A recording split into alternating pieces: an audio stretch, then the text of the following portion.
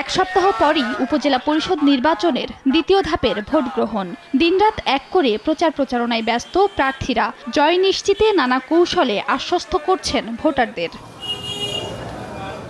উপজেলা পরিষদ নির্বাচন উপলক্ষে রংপুর বিভাগে এখন ভোটের আমেজ। দলীয় নির্দেশনা উপেক্ষা করে পঞ্চগড়ের 2 উপজেলায় চেয়ারম্যান ও ভাইস চেয়ারম্যান পদে লড়ছেন 5 জন বিএনপি নেতা।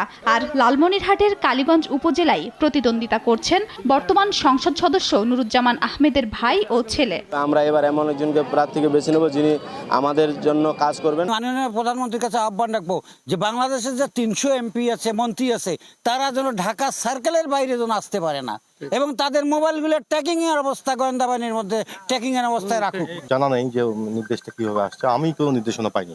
দলীয় পক্ষ থেকে আমার কাছে কোনো নির্দেশনা আসেনি।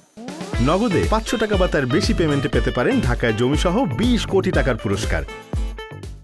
এদিকে পটুয়াখালীতেও উন্নয়নের নানা প্রতিশ্রুতি নিয়ে ভোটারদের দ্বারে দ্বারে ছুটছেন প্রার্থীরা। ভোটাররাও করছেন চুলচেরা বিশ্লেষণ। নির্বাচনে দলীয় প্রতীক না থাকা এবং রাজনৈতিক প্রভাবমুক্ত হওয়াকে ইতিবাচক হিসেবে দেখছেন সকলে।